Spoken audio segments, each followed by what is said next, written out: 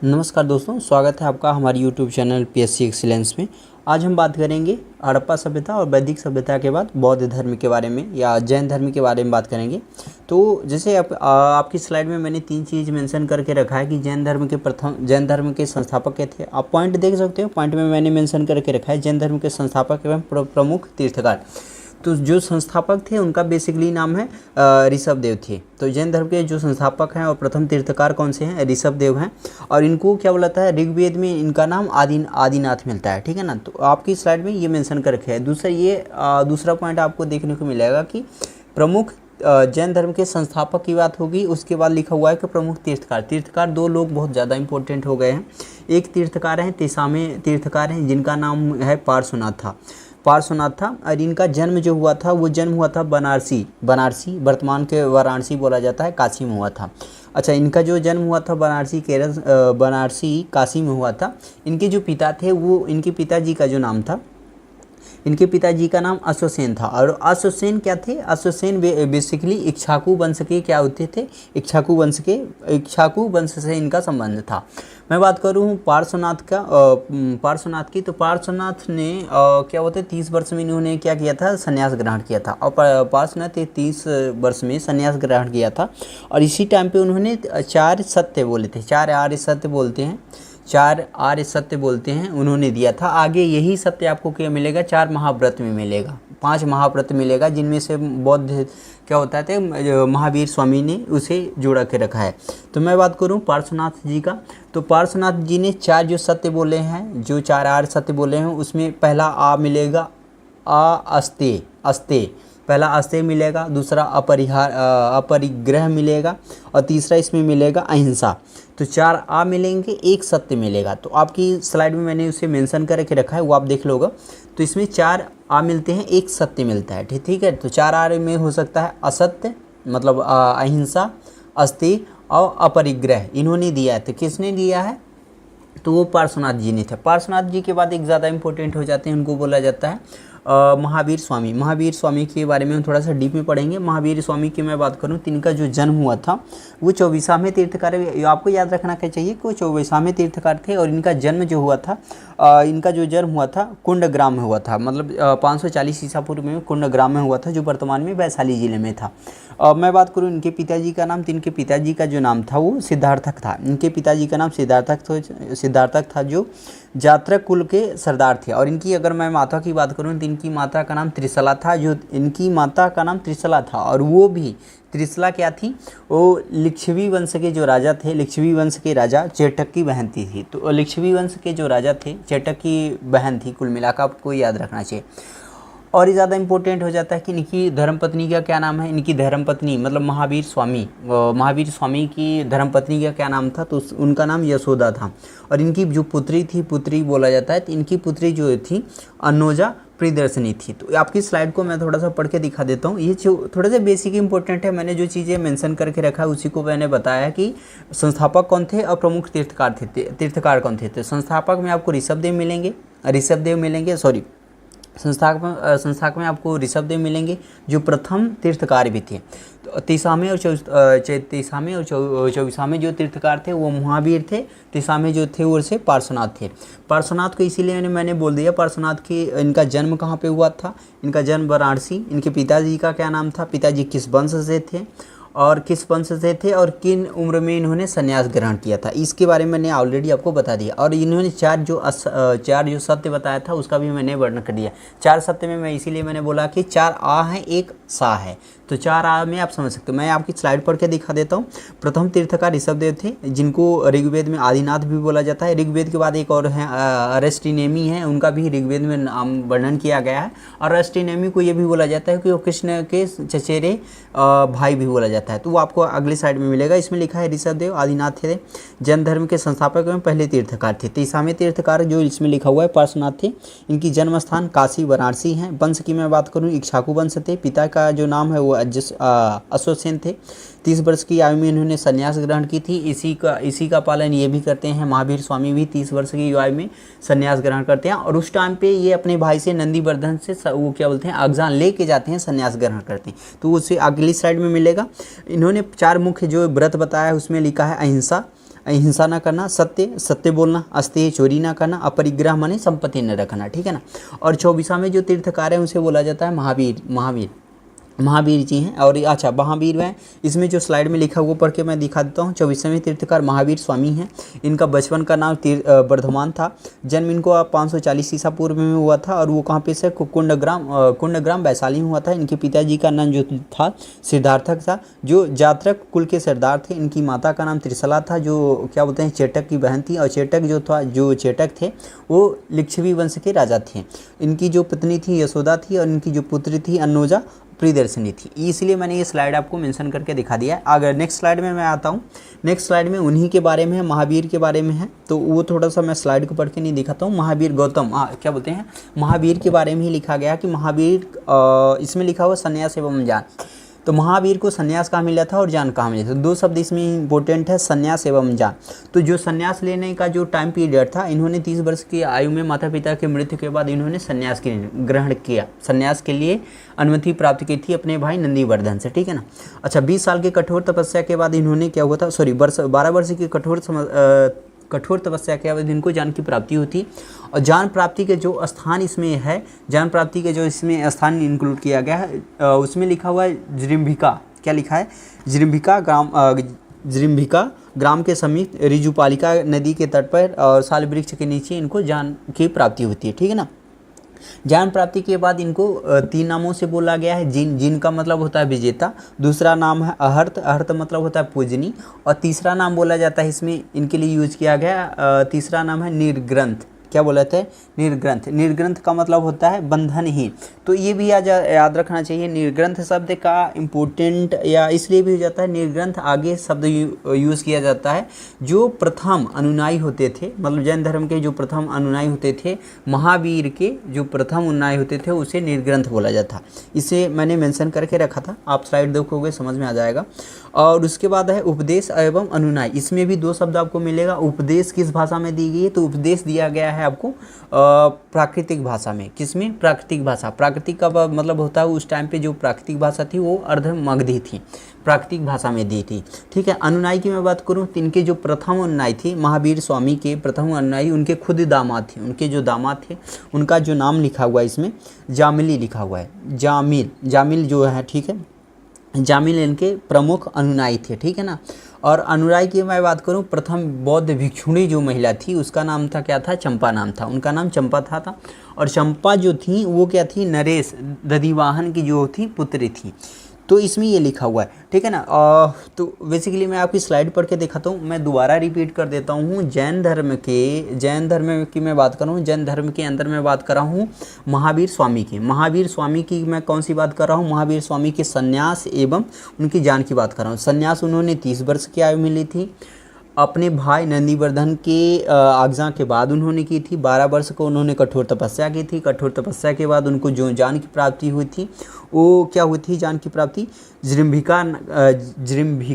जिम्भिका ग्राम के समीप ऋजुपालिका नदी के तट पर साल वृक्ष के नीचे इनको ज्ञान की प्राप्ति हुई थी। और इनकी ज्ञान प्राप्ति के बाद इनको 3 नाम दिया गया था। एक जिन बोला जाता है, एक अहर्त बोला जाता है, एक निग्रंथ बोला जाता है। अहर्त और जिन का मतलब होता है विजेता, अहर्त का मतलब होता है पूजनी, और निर्ग्रंथ का मतलब होता है बंधनहीन।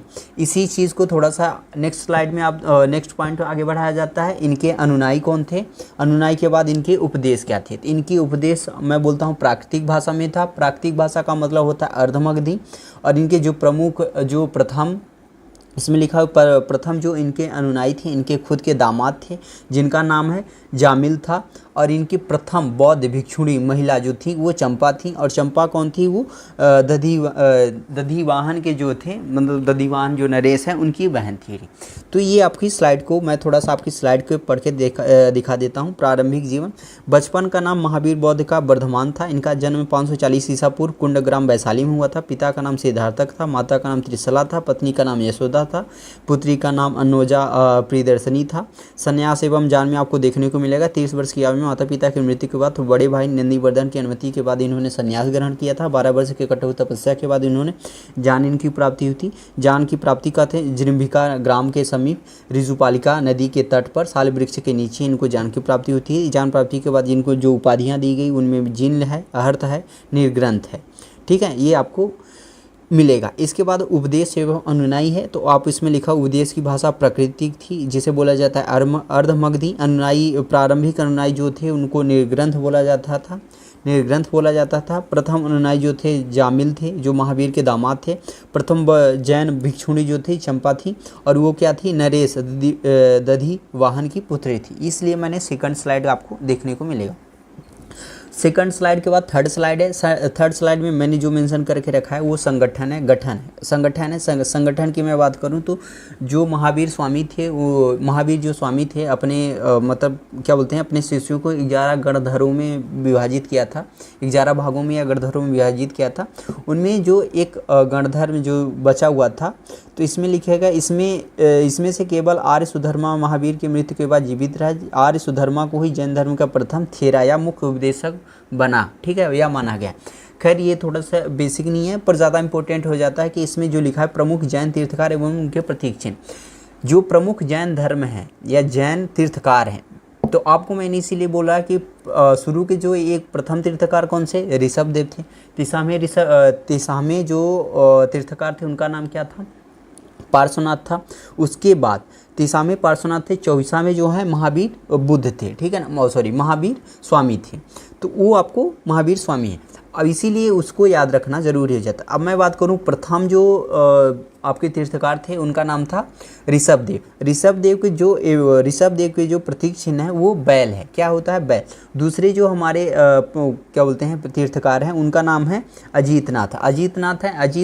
अजीतनाथ का जो प्रतीक चिन्ह है वो हाथी है। तीसरे जो आपके क्या होते हैं तीर्थकार हैं उनका नाम है संभवनाथ, और संभवनाथ के जो प्रतीक है वो घोड़ा है। तीसरे के बाद आपके सातवें होते हैं, सातवें जो आपके तीर्थकार हैं उनका नाम है सुपार्श्वनाथ। इनका जो प्रतीक चिन्ह है वो स्वास्तिक है। 16वें जो आपके तीर्थकार हैं उनका जो नाम है वो है शांतिनाथ। 16वें से शांतिनाथ और इनका नाम है 16वें से शांतिनाथ है, और इनका प्रतीक चिन्ह क्या है, हिरण है। 16वें के बाद है 18वें तीर्थकार। 18वें तीर्थकार नाम है आरनाथ, और आरनाथ का जो प्रतीक चिन्ह है वो मीन मछली है। मीन का मतलब होता है, संस्कृत शब्द है, उसका अर्थ होता है मीन, मतलब होता है मछली। अब इसके बाद है 21वें, 22वें, 30वें। 21वें जो तीर्थकार हैं उनका जो आपका नाम मिलता है नामीनाथ मिलता है, और इनका जो प्रतीक चिन्ह होता है उसका नील कमल है। 21 हो गया। 22वें की मैं बात करूं, 22वां जो तीर्थकार है उनको बोला जाता है अरस्टिनेमी है, और इनके जो प्रतीक चिन्ह हैं और उनका है शंख। और 30वें के बाद 24वें तीर्थकार हैं। 24वें तीर्थकार की मैं बात करूँ तो वो कौन थे, पार्श्वनाथ थे, और इनका जो प्रतीक चिन्ह है वो सर्फ है। इसके बाद एक और तीर्थकार है जिसे महावीर बोला जाता है। महावीर थे, और इनके जो प्रतीक चिन्ह है इनका शेर है, सिंह है। ठीक है ना, तो इसीलिए मैं थोड़ा सा इसे एक बार रिपीट कर देता हूँ। आप अपनी स्लाइड देखो, स्लाइड में आपको समझ में आ जाएगा कि क्या लिखा है, प्रमुख जैन तीर्थकार एवं उनके प्रतीक चिन्ह। तो पहले जो तीर्थकार थे उनका क्या नाम है, उनका नाम है ऋषभदेव। उनके प्रतीक चिन्ह कौन है, बैल एवं सांड है। दूसरे जो तीर्थकार है उनका क्या नाम है, उनका नाम है अजीतनाथ। क्या नाम है, अजीतनाथ, और उनके जो प्रतीक चिन्ह है, अजीतनाथ के प्रतीक चिन्ह क्या हो गए, हाथी। तीसरे जो तीर्थकार है उनका नाम है संभवनाथ। उनका जो प्रतीक है वो घोड़ा है। ठीक है, संभवनाथ। 7वें जो आपके तीर्थकार हैं उनका नाम है सुपार्श्वनाथ था। उनका जो प्रतीक चिन्ह है स्वास्तिक है। 16वें है शांतिनाथ का हिरण है। 18वें अरनाथ का जो प्रतीक चिन्ह है मीन मछली है। 21वें, 22वें, 30वें। 21वें के नामीनाथ है। नामीनाथ के जो प्रतीक चिन्ह है वो है नीलकमल। 21 हो गया। 22वें तीर्थकार आपको मिलेंगे अरस्टिनेमी की जो प्रतीक चिन्ह है शंख है। तीसा में तीर्थनाथ है, पार्श्वनाथ है। पार्श्वनाथ का जो प्रतीक चिन्ह है वो क्या नाम है, सर्प है। इसलिए अच्छा, एक जो नोट्स के रूप में लिखा हुआ है, नोट्स के रूप में ये लिखा है कि जो अरष्टनेमी है और अरष्टनेमी और ऋषभदेव के जो नाम है, अरष्टनेमी और ऋषभदेव के जो नाम है, इनका उल्लेख ऋग्वेद में भी किया गया है। दूसरा जो इसमें नोट्स ये लिखा हुआ है कि अरष्टनेमी तो हो गया, ठीक है, उसके बाद ऋषभदेव हो गए, ऋषभदेव और तो एक और अरष्टनेमी के बारे में ये चीज़ लिखा गया है कि अरष्टनेमी को कृष्ण के चचेरे भाई भी बोला गया है, ठीक है ना। तो मैं आपकी स्लाइड पढ़ के दिखा देता हूँ। प्रमुख जैन तीर्थकार एवं उनके प्रतीक चिन्ह, तीर्थकार एवं उनके नाम, तीर्थकार का नाम एवं प्रतीक चिन्ह। जैसे इसमें है ऋषभदेव, इनको आदिनाथ बोला जाता है, इनका प्रतीक चिन्ह सांड है या बैल है। अजीतनाथ का हाथी है, संभवनाथ का घोड़ा है, सुपार्श्वनाथ का स्वास्तिक है, शांतिनाथ का हिरण है, आरनाथ का मीन है, नामीनाथ का नीलकमल है, अरष्टनेमी का शंख है, पार्श्वनाथ का सांप है। तो ये आपको याद रखना चाहिए। विशेष तथ्य यह है, ऋषभदेव एवं अरष्टनेमी का उल्लेख ऋग्वेद में मिलता है। अरष्टनेमी या नेमीनाथ को भगवान कृष्ण के निकट संबंधी या चचेरे भाई भी माने जाते हैं। ये आपकी स्लाइड में मैंने इनसे मेंशन करके रखा है। खैर ये आप इसे 3 बार रिपीट करोगे तो आपको याद हो जाएगा। दूसरी चीज़ यह है कि आप नाम से याद कर सकते हो, जैसे ऋषभ का मतलब होता है सांड। अजीतनाथ है तो अजीत से आप हाथीनाथ, ये तो थोड़ा सा याद कर सकते हो। खैर मैंने इसे याद कर रखा है। जैन तीर्थकार की मैं बात करूं, जैन तीर्थकार इसमें 4th स्लाइड में मैंने मेंशन करके रखा है। जैन धर्म का विभाजन, जैन धर्म का विभाजन क्या हुआ है, 2 भागों में हुआ था। ये आपकी स्लाइड में मैंने जो मेंशन करके रखा है उसे मैं बता देता हूँ। क्या हुआ था, 300 ईसा पूर्व में 12 वर्ष के अकाल के बाद क्या हुआ था, जैन तीर्थकार स्थूलभद्र के जो थे, वो स्थूलभद्र थे, अपने जो शिष्य थे उनको लेके दक्षिण भारत चले गए थे, ठीक है ना। दक्षिण भारत चले गए, बाकी जो शिष्य रह गए वो मगध में ही रह गए, उत्तर भारत में मगध में ही रह गए स्थूलभद्र के छत्र छाया में। उसके बाद क्या हुआ, इनके बीच जो विवाद हुआ 12 वर्ष याद अकाल के बाद क्या हुआ, स्थूलभद्र क्या होते हैं, भद्रबाहु क्या होते हैं, भद्रबाहु लेके चले गए थे। सॉरी अगर मैंने दक्षिण भारत के लिए स्थूलभद्र यूज़ किया हो तो उसके लिए सॉरी। दक्षिण भारत जो हुए थे, दक्षिण भारत लेके गए थे भद्रबाहु। 12 वर्ष या अकाल के बाद क्या हुआ था, भद्रबाहु अपने शिष्यों के साथ उत्तर भारत में आते हैं, मगध में आने के बाद इनके बीच स्थूलभद्र और भद्रबाहु के बीच मतभेद होता है। मतभेद होने के बाद ये 2 भागों में इनका विभाजन हो जाता है। अब मैं बात करूँ क्या होते हैं स्थूलभद्र और भद्रबाहु। तो भद्रबाहु ने जो जैन धर्म का यूज़ किया उसे बोला जाता है दिगंबर, और स्थूलभद्र ने क्या हुआ, स्थूलभद्र का दिगंबर हुआ, और स्थूलभद्र के बाद भद्रबाहु, सॉरी मैं थोड़ा सा कंफ्यूज करके रखा हूँ। भद्रबाहु जो होते थे वो दिगंबर संप्रदाय के थे भद्रबाहु, और स्थूलभद्र जो होते थे वो स्थूलभद्र क्या होते थे, वो श्वेतांबर संप्रदाय के थे। तो खैर मैं आपकी स्लाइड पढ़ के दिखा देता हूँ। श्वेतांबर संप्रदाय की मैं बात करूँ, इनके जो नेता थे ये स्थूलभद्र थे। इनकी विशेषता क्या थी, ये श्वेत वस्त्र धारण करते थे, मतलब श्वेत वस्त्र धारण करते थे, और महिलाओं को क्या होता था, संन्यास लेने के लिए इसमें अनुमति दी जाती थी क्योंकि वो वस्त्र पहनते थे। और दूसरी चीज़ ये इम्पोर्टेंट हो जाती है कि जैसे स्थूलभद्र हैं, ठीक है ना, स्थूलभद्र क्या होते थे, अपने जैन जो मूर्तिकार थे उसमें क्या होता था, उनको आभूषण युक्त दिखाया जाता था, आभूषण युक्त दिखाया जाता था, मतलब वो आभूषण पहनते थे। बट ये है कि भद्रबाहु की जो मूर्तियाँ मिलती थी या दिगंबर जैन के जो मूर्ति बनाते थे वो क्या दिखाते थे, अपनी मूर्तियों में जैन धर्म को क्या दिखाते थे, नग्न एवं समाधि युक्त दिखाते थे। खैर मैं आपकी स्लाइड को पढ़ के दिखा देता हूँ। श्वेतांबर संप्रदाय शुरू से पढ़ता हूँ। पृष्ठभूमि में बात करूँ, लगभग 300 ईसा पूर्व में मगध में 12 वर्षों का भयंकर अकाल पड़ा। जैन आचार्य भद्रबाहु ने अपने शिष्यों सहित दक्षिण भारत चले गए, वर्तमान कर्नाटक में चले गए। अगर कर्नाटक में चले गए तो आपको याद भी रखना चाहिए कि भद्रबाहु ने ही क्या बोलते हैं, चंद्रगुप्त मौर्य को जल समाधि के लिए प्रेरित किया था। तो चंद्रगुप्त मौर्य ने जल समाधि ली थी, तो आपको अगली साइड में मिलेगा। उसके बाद क्या लिखा हो, जबकि कुछ अनुयायी स्थूलभद्र के साथ मगध में ही रह गए। मतभेद एवं विभाजन, अकाल समाप्त होने के बाद भद्रबाहु लौटे तो मगध में रह गए साधुओं से उनका मतभेद हुआ, जिनसे जैन धर्म 2 भागों में बढ़ गया था। पहला जो भाग हुआ था वो श्वेतांबर संप्रदाय था, दूसरा था दिगंबर संप्रदाय। श्वेतांबर संप्रदाय के जो प्रवर्तक थे उनको बोला जाता था स्थूलभद्र होते थे। तो स्थूलभद्र क्या होते थे, ये श्वेत वस्त्र धारण करते थे, ठीक है, श्वेत वस्त्र धारण करते थे। और दूसरा ये होता था महिलाओं को भी संन्यास की अनुमति दी गई थी। मूर्तियों में तीर्थकार सज्जित के रूप में दिखाए गए थे। मूर्तियों में तीर्थकार को सज्जित रूप में दिखाया गया था। ये क्या था श्वेतांबर में। दिगंबर में क्या होता था, ठीक इसी का अपोजिट कर दो आप। इसके प्रवर्तक क्या थे, भद्रबाहु थे, भद्रबाहु थे, ठीक है ना। और क्या था, भद्रबाहु थे। और इन्होंने क्या हुआ, महिलाओं को संन्यास लेने के लिए इसमें अनुमति नहीं थी, ठीक है ना। और क्या होता था, मूर्तियों में तीर्थकार को निर्वस्त्र गंभीर और ध्यान मुद्रा में दिखाई जाती थी।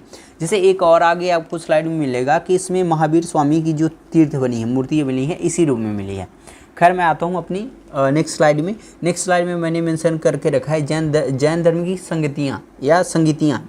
जैन धर्म की 2 संगीतियाँ होती। पहली जो संगीतियाँ होती वो 300 ईसा पूर्व में हुई थी और उसकी अध्यक्षता स्थूलभद्र ने की थी। स्थूलभद्र ने की थी। और ये कहाँ पे होते, ये हुआ था पाटलिपुत्र में, ठीक है ना।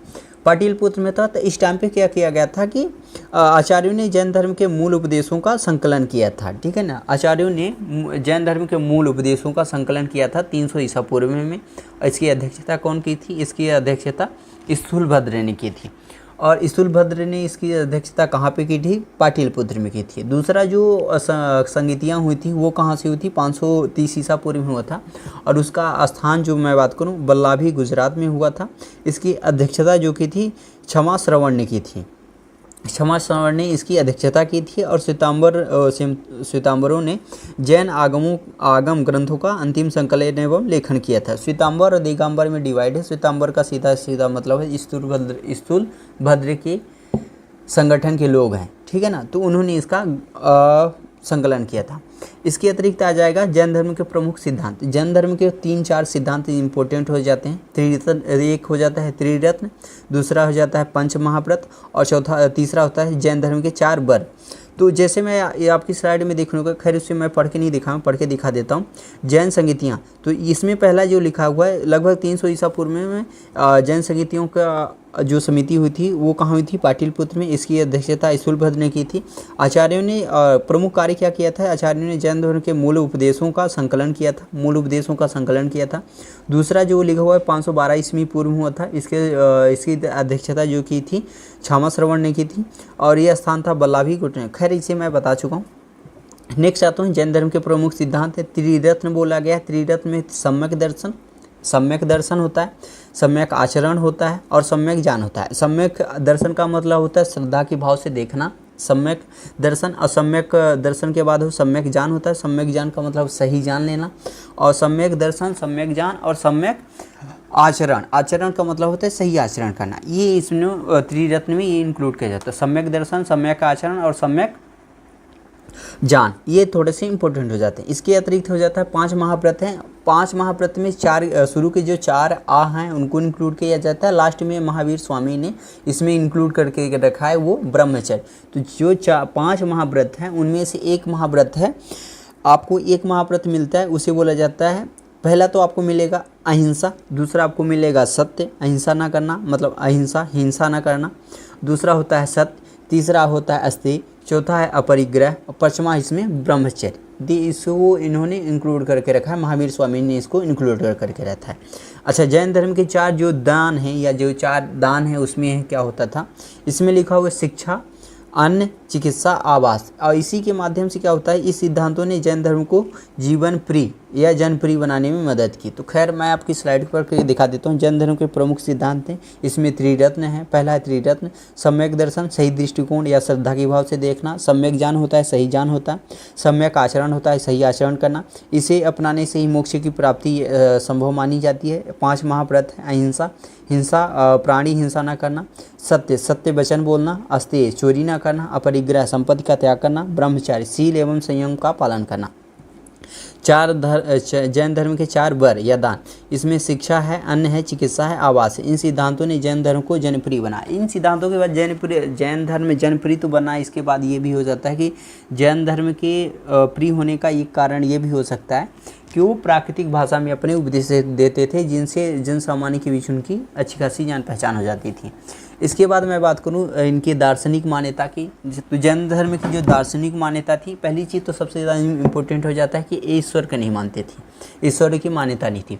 दूसरा ये होता था कि आत्मा को मानते थे। तीसरा इम्पोर्टेंट ये हो जाता है कि ये कर्मवाद एवं पुनर्जन्म, कर्मवाद एवं पुनर्जन्म की बात को मानते थे, मतलब जैसा आप कर्म करोगे उसके हिसाब से आपको जन्म मिलेगा। और चौथी जो इम्पोर्टेंट है हो जाती है कि ये क्या होते हैं, स्यादवाद होते हैं, स्यादवादी होते हैं, अनेकतावादी होते हैं, और इसी को सप्तभंगी भी बोला जाता है। तो सप्तभंगी होते हैं, अनेकतावादी होते हैं। अनेकतावादी का मतलब होता है किसी भी चीज़ को आप कई रूपों में दे सकते हो या कई प्रकार से उसे एक्सप्लेन कर सकते हो। और एक और चीज़ इसमें इन्होंने इंक्लूड करके रखा है, सांख्य दर्शन। सांख्य दर्शन बेसिकली क्या होता है, सांख्य दर्शन होता है कपिल मुनि के द्वारा दिया गया सांख्य दर्शन। जो कपिल मुनि है वो इसके प्रवर्तक हैं। ये मैंने वैदिक सभ्यता में पढ़ा के बताया है कि सांख्य दर्शन में क्या होता है। सांख्य दर्शन में 3 चीज़ों की बात की गई, आत्मा, मोक्ष और कर्म की बात की गई है। तो इन्होंने क्या होता है, सांख्य दर्शन को भी अपने यहाँ इंक्लूड करके रखा है, ठीक है ना। तो खैर मैं इसे पढ़ के आपको दिखा देता हूँ। दार्शनिक मान्यता क्या है, ईश्वर की मान्यता नहीं है। जैन धर्म में सृष्टि का कोई सृजनकर्ता नहीं माना गया है। जैन धर्म में सृष्टि का कोई सृजनकर्ता नहीं माना गया। आत्मा की मान्यता है, प्रत्येक जीव में आत्मा का अस्तित्व माना गया है। कर्मवाद एवं पुनर्जन्म, कर्म के अनुसार जन्म मरण का चक्र चलता है।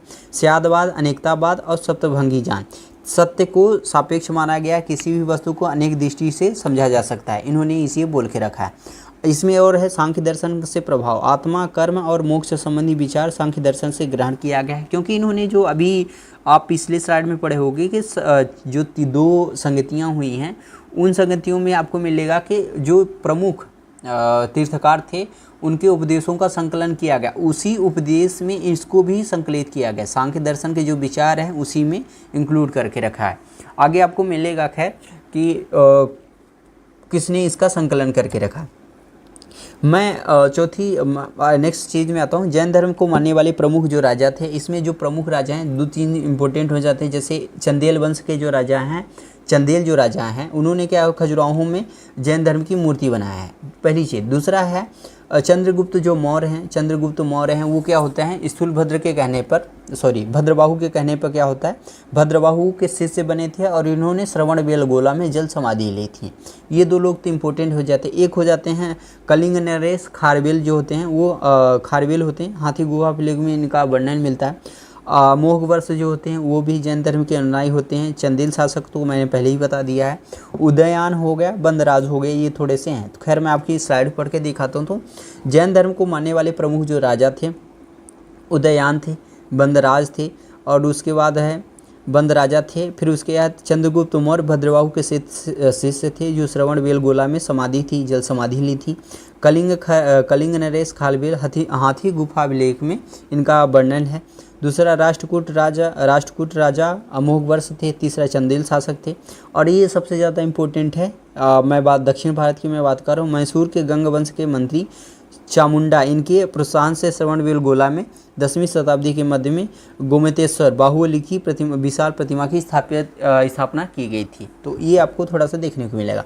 मैं बात करूँ जैन धर्म की प्रमुख तथ्य के, तो जैन धर्म के जो प्रमुख तथ्य हैं इसमें आप देखो गोमतेश्वर बाहुबली की प्रतिमा, बेसिकली ये होता है महावीर स्वामी की प्रतिमा है, इसमें आपको देखने को मिलेगा। ये स्थान कहाँ पे है, तो ये श्रवणबेलगोला कर्नाटक में है। और इसके निर्माणकर्ता कौन कौन से, गंग वंश के मंत्री चामुंडा राय द्वारा की गई थी 10वीं शताब्दी में। अच्छा, इसकी जो प्रमुख विशेषता थी तो उनको अब इसीलिए मैं बोला था कि वो कौन से किस भाव में रिप्रेजेंट कर रहे हैं। तो अब यहाँ पे देखना मिला कयोत सर्ग मुद्रा में इनको दिखाया गया, मतलब तपस्या के मुद्रा में दिखाया गया। क्योंकि ये दक्षिण भारत में हो रहा है, तो क्या होता था कि जो मूर्तियाँ मिलती थी, तीर्थकारों की जो मूर्तियाँ मिलती थी नग्न बनती थी और उनको तपस्या या समाधि की रूप में रिप्रेजेंट किया जाता था। और क्या होता था इसमें, समाधि का मतलब आप देख ही सकते हो, इसमें समाधि में है तभी उनको पैरों में लिपटे हुए सांप दिखाए गए हैं। आसपास चींटियों ने उनके पास दीमी, जैसे जिसे हम बोलते हैं दीमी लग गई है। एक ही चट्टान को काट कर निर्मित की गई, ऊंचाई 18 फीट है। अच्छा, एक चीज़ और मैं जो बोला था चंदेल वंश के बारे में देख लो आप। खजुराहो में जैन मंदिरों का निर्माण चंदेल शासकों ने किया था। चंदेल शासकों ने किया, इसका मतलब यह है कि चंदेल वंश भी जैन धर्म को प्रमोट करता था और जैन धर्म को प्रोत्साहित करता। मौर्योत्तर युग में मथुरा जैन धर्म का प्रमुख केंद्र था। मथुरा कला का गहरा संबंध जैन धर्म से। एक इम्पोर्टेंट है कल्पसूत्र, जैन तीर्थकारों के जीवनी एवं रचयिता भद्रबाहु थे। तो कल्पसूत्र के जो रचयिता थे वो भद्रबाहु थे, और जो प्रमुख जो तीर्थकारों के बारे में जो हमको जानकारी मिलती है, आप इस बस इतना याद रखो कि तीर्थकारों के बारे में जो हमको जानकारी मिलती है वो भद्रबाहु के द्वारा लिखी गई एक किताब है जिसे बोला जाता है कल्पसूत्र। बस इतना याद रखना चाहिए। स्थूल मतलब भद्रबाहु के द्वारा लिखी गई एक किताब है जिसे बोला जाता है कल्पसूत्र। और कल्पसूत्र में हमको क्या होता है, जैन तीर्थकारों के बारे में जानकारी मिलती है। इसमें महावीर, अब मैं बात करूं महावीर स्वामी के बारे में। 72 वर्ष की आयु में उनको निर्वाण की प्राप्ति हो गई थी, और निर्वाण की प्राप्ति का जो टाइम पीरियड था वो 468 ईसा पूर्व में था। और स्थान की मैं बात करूँ तो पावापुरी थी, वर्तमान में बिहार में है, पावापुरी में हुई थी। और ये घटना क्या था, स्वयं के निर्माण की प्रवृत्ति। खैर ये आपकी स्लाइड में मैंने इसे मेंशन करके रखा है, और इस स्लाइड में पढ़ के दिखा देता हूँ। जैन धर्म के प्रमुख तथ्य, गोमतेश्वर बाहुबली की प्रतिमा। स्थान कहाँ है, श्रवणबेलगोला कर्नाटका में है। इसके जो संस्थापक हैं या जो ये मूर्ति बनवाया गया है वो गंग वंश के मंत्री चामुंडा राय द्वारा बनवाया गया है। चामुंडा राय जो ने ये मूर्ति बनाया है, उन्होंने जो मूर्ति बनवाया है महावीर का, उनको समाधि मुद्रा में, और क्या बोलते हैं, समाधि मुद्रा और तपस्या की मुद्रा में दिखाया गया है, और समाधि के रूप में दिखाया गया है। तो समाधि का मतलब होता है उनमें ये दिखाया गया है। इसके बाद है ऊंचाई कितनी है, 18 मीटर है। इसके बाद इसमें जैन कला एवं स्थापत्य की मैं बात करूँ, स्थापत्य में आप देख सकते हो चंदेल वंश के जो राजा थे उन्होंने जैन मंदिर बनवाया है। कहाँ पे बनाया है, खजुराहो में बनाया है। मौर्योत्तर युग में मथुरा क्या होता था, जैन धर्म में प्रमुख कलाकृति थी। कलाकृति का मतलब होता था कि जैन धर्म की जितनी भी मूर्तियाँ थीं वो कहाँ पे मिलती थी, मथुरा में बनती थी। बाद में यही बौद्ध धर्म की मूर्ति कला का एक केंद्र बनेगा, ठीक है ना। महावीर स्वामी के बारे में दो चीज़ें होता है, एक निर्वाण कब प्राप्त की थी, 72 वर्ष में, और कहाँ प्राप्त की थी, पावापुरी, जो वर्तमान में कहाँ पे है, आपके बिहार में है, राजगिरी बिहार में। तो ये थोड़ी सी कुछ स्लाइड थी जो मैं जैन धर्म की मैं बातें कर रहा था, आप इससे देख सकते हो। जो ज़्यादा इम्पोर्टेंट होगा इसमें ये पूछा जाता है 5 त्रिदर रत्न, 5 महाव्रत, और इसके बाद जो जैन धर्म को अपनाने वाले जो राजा थे वो थोड़ा सा आपको याद रखना चाहिए। ये थोड़ा सा पूछ जाता है कि ईश्वर की मान्यता थी कि नहीं थी, आत्मा की मान्यता थी कि नहीं थी, कर्मवाद को मानते थे कि नहीं मानते थे, कर्मवाद के बाद पुनर्जन्म को मानते थे कि नहीं मानते थे, फिर स्यादवाद, अनेकतावाद क्या होता है, ये आपसे पूछा जा सकता है। और एक ज़्यादा इंपॉर्टेंट ये हो जाता है कि प्रमुख जो संगीतियाँ थी, मतलब जो बैठकें थी, उन बैठकों में क्या की गई। अगर ये सिंपल में पूछा जाता है कि मूल उपदेशों का संकलन किस बैठक में की गई थी। प्रथम बैठक थी जो 300 ईसा पूर्व में हुए थे, और कहाँ से, पाटलिपुत्र में थे, और इसके जो वो थे स्थूलभद्र की अध्यक्षता में की गई। ये थोड़ा सा पूछा जाता है, ये थोड़े से इंपॉर्टेंट नहीं है। जैन धर्म का विभाजन आप देख सकते हो, ये आपकी जानकारी के लिए इंपॉर्टेंट। ये प्रमुख जैन तीर्थकार जो हैं उनके प्रतीक्षण पूछे जा सकते हैं। इसके बाद प्रारंभिक जीवन में इसमें बहुत ज़्यादा इंपॉर्टेंट मैं अगर बात करूँ तो सिर्फ ये हो जाता है इसमें इंपॉर्टेंट, ये जैन धर्म के संस्थापक एवं प्रमुख तीर्थकार। इसके बाद मैं आता हूँ जैन धर्म के। तो बेसिकली यहाँ से आपकी इंक्लूड कंप्लीट होती है। इसके बाद मैं बौद्ध धर्म के बात करूँगा कल। तब तक के लिए आज के लिए इतना है। तब तक के लिए धन्यवाद।